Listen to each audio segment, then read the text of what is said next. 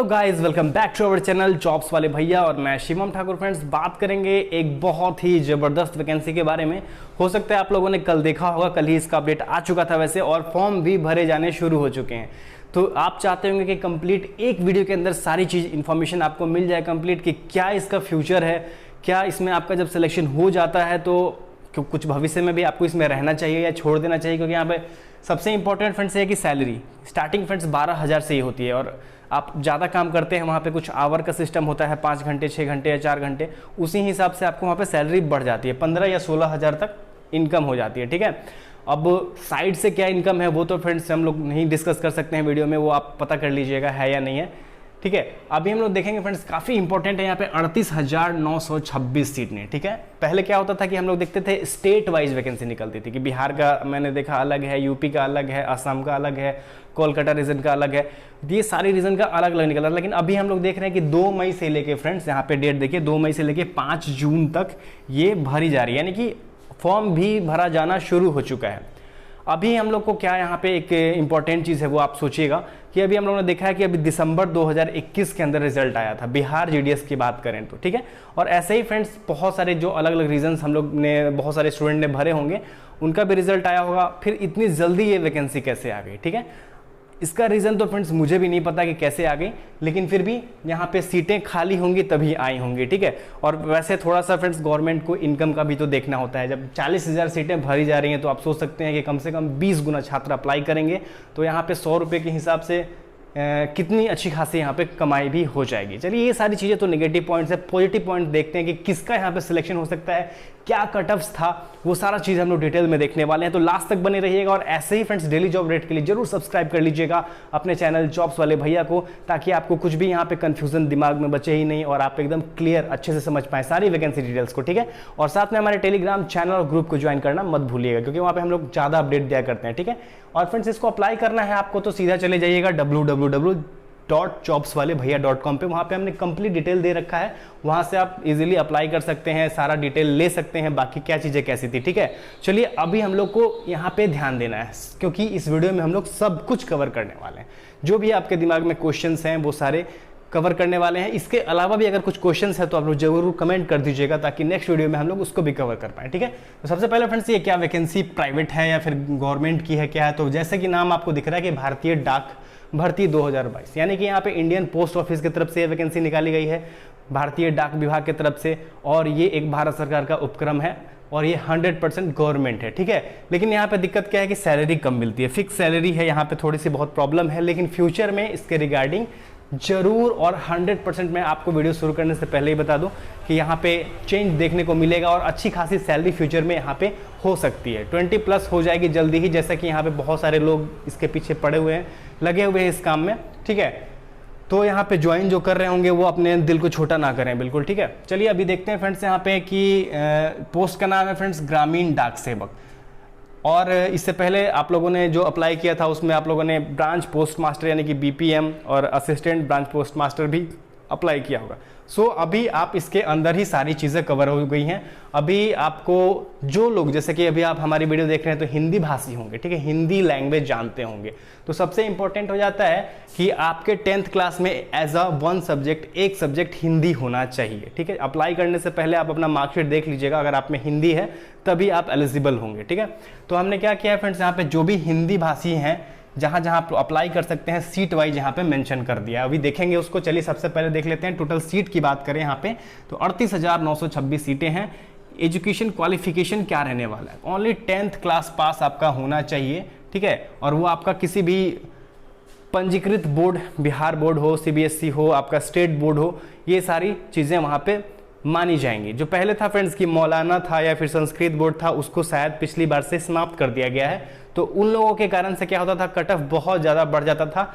यूँ कहें friends, last time भी कट ऑफ कम नहीं आया था, अच्छी खासी थी, लेकिन मैं आपको थोड़ा सा टिप्स ट्रिप्स दूंगा ताकि आप लोग जब अप्लाई करें तो हो सकता है कि आपका सिलेक्शन हो जाए। तो वीडियो में बने रहिएगा तो सब कुछ आपको पता चलेगा।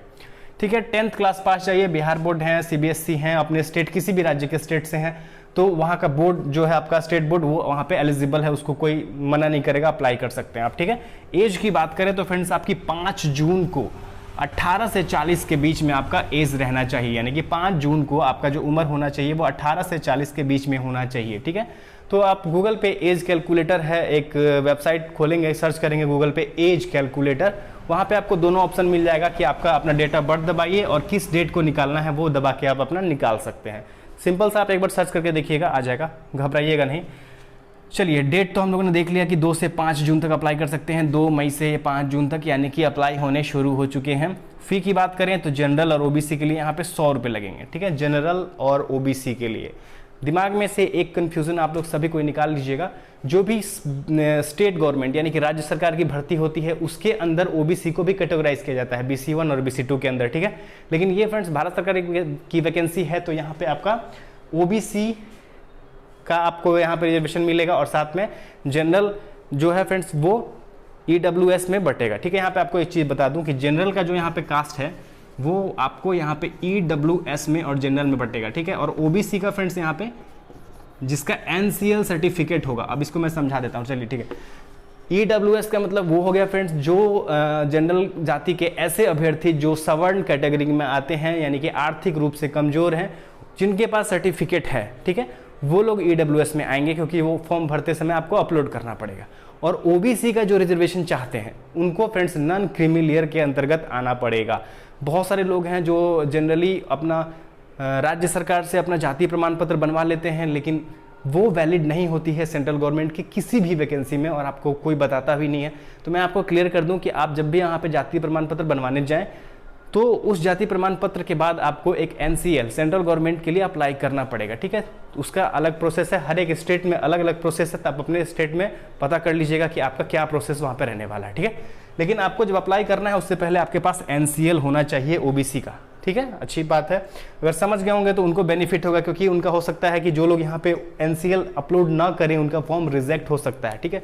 एक बहुत बड़ा मेजर रीज़न है। अभी ये सारी चीज़ें आपको समझ में आ गई। और यहाँ पे फ्रेंड्स ये देखिए 12 से 15 हज़ार क्यों है यहाँ पे, तो जब आपके यहाँ पे अप्लाई करेंगे तो आपको वहाँ पे अप्लाई करते समय एक नोटिफिकेशन के अंदर ये ध्यान देना पड़ेगा कि आपने जो अप्लाई किया है वहाँ पे कौन से जोन में अप्लाई किया है, 5 घंटे वाले में या 6 घंटे वाले में, ठीक है। वहाँ पे टाइम शिफ्ट होता है 4 घंटे का और 5 घंटे का।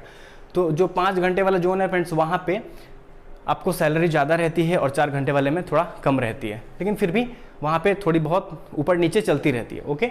चलिए अभी देखते हैं फ्रेंड्स यहाँ पे क्या इंपॉर्टेंट पॉइंट आपको यहाँ पे ध्यान देना है। ये 4-5 पॉइंट्स हैं। सबसे पहले फ्रेंड्स जैसा कि मैंने आपको बताया है कि अगर आप ओबीसी का लेना चाहते हैं रिजर्वेशन तो NCL non creamy layer certificate जरूर बनवा लीजिएगा। अप्लाई करने से पहले फ्रेंड्स एरिया जरूर ध्यान दीजिएगा, क्योंकि अभी ऐसा हुआ है कि आपके अगर स्टेट में जल्दी इससे पहले वैकेंसी निकाली गई थी, बहाली हुई है, तो जो भी हाई परसेंटेज वाले स्टूडेंट होंगे वो ऑलरेडी ज्वाइन कर चुके होंगे, उनका रिजल्ट आया होगा तो कहीं ना कहीं वो लग गए होंगे, ठीक है। और बहुत सारे तो दूसरे जॉब में भी चले गए होंगे, ठीक है। तो होगा क्या फ्रेंड्स कि इस बार हो सकता है कि कट ऑफ जरूर कम जाए, लेकिन इतना भी कम नहीं जाएगा कि सीधा 50% वाले यहाँ पे सिलेक्ट हो जाएं। तो ध्यान दीजिएगा इस चीज़ को। एरिया ध्यान देना है क्या कि आप लोग ऐसे एरिया में सिलेक्ट भरते समय ध्यान दीजिएगा, ऐसे एरिया को सिलेक्ट करना है जहाँ पे लिटरेसी थोड़ा कम हो। लेकिन फ्रेंड्स इसका फ़ायदा आजकल सभी लोग उठाने लगे हैं, ठीक है। सभी लोग इस चीज़ को ध्यान देके वैसे ही एरिया में अप्लाई करते हैं जहाँ पे परसेंटेज कम जाए। तो ये कम्प्लीटली एक जुआ है, कोई नहीं बता सकता है कि आपको कहाँ अप्लाई करना है। तो भगवान का नाम लेके सीधा अप्लाई कर दीजिएगा कि आपको जो भी 5 जगह सिलेक्ट करने होते हैं, अपना 5 पोस्ट ऑफिस सिलेक्ट कर लीजिएगा। अब होना होगा फ्रेंड्स तो ज़रूर हो ही जाएगा, क्योंकि ये चीज़ें फ्रेंड्स अब है कि ऑलमोस्ट बहुत सारे लोगों ने ध्यान देना शुरू कर दिया। पहले नहीं था, पहले लोग था कि अपने एरिया में अप्लाई करते थे तो होता क्या था कि वहीं का कटअप बढ़ जाता था, और जो कम लिटरेसी जहाँ पे लोग थोड़ा ग्रामीण क्षेत्र में कम पढ़े लिखे होते हैं वहाँ पे लोग कम परसेंटेज वाले का सिलेक्शन हो जाता था। लेकिन फिर भी अगर आपको ऐसा लगता है कि आपके एरिया में जहाँ पे लोगों ने अप्लाई नहीं किया होगा तो आप वहाँ अप्लाई कर सकते हैं, ठीक है।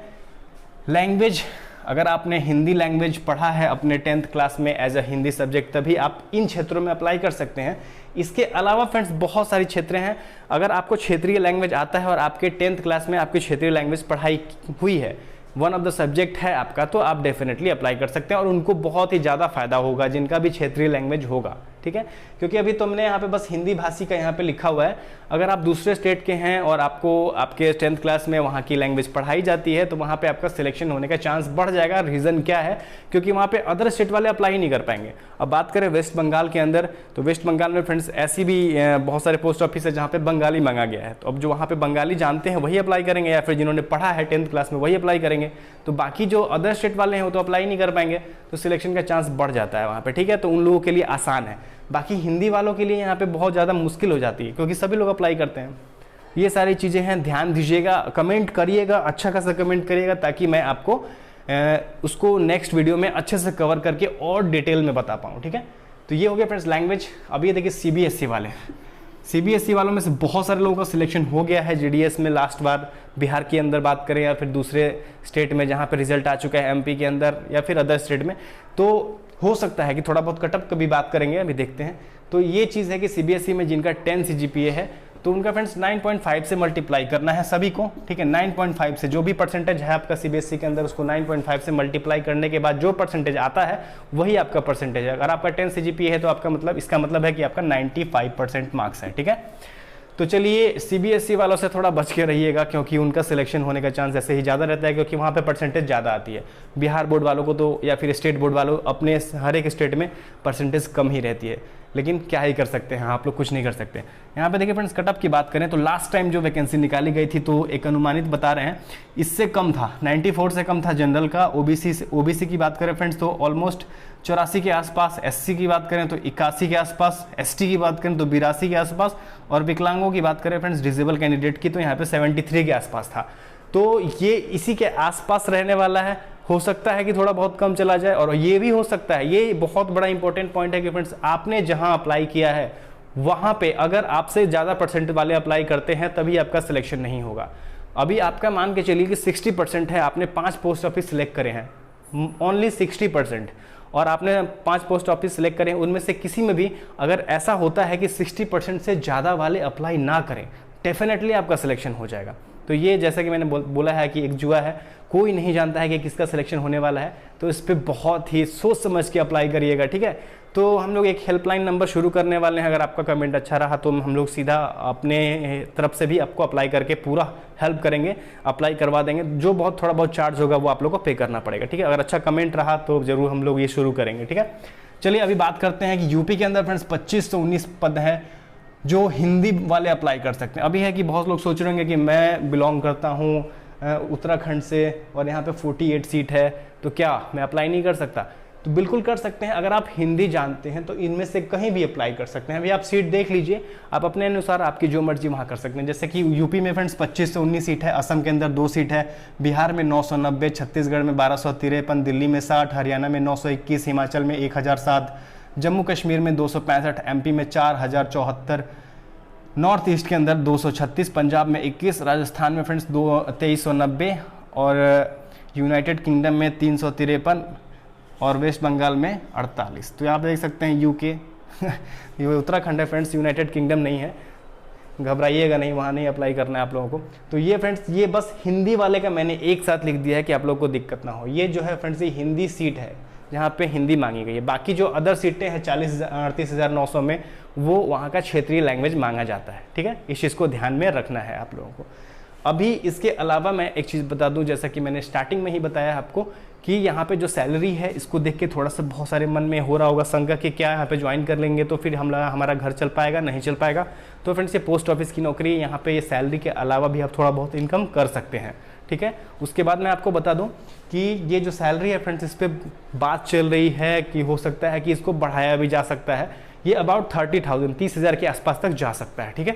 इस पर बहुत सारी कमेटियाँ, मीटिंग वगैरह चलती रहती है, ये जल्दी ही हो सकता है, क्योंकि फ्रेंड्स इतनी महंगाई में, इतनी कम सैलरी में किसी का घर नहीं चलना है, ये गवर्नमेंट को भी पता है। तो अप्लाई करिए एकदम पॉजिटिवली, कोई दिक्कत नहीं है। बाकी कमेंट करिएगा, जो भी प्रॉब्लम होगी हम लोग नेक्स्ट वीडियो में देखेंगे। फ्रेंड्स, वीडियो बहुत लंबी हो गई है, वीडियो अच्छी लगी होगी तो मोटिवेट करने के लिए एक लाइक कर दीजिएगा और सब्सक्राइब कर लीजिएगा अपने चैनल जॉब्स वाले भैया को। नेक्स्ट वीडियो तक के लिए फ्रेंड्स, धन्यवाद।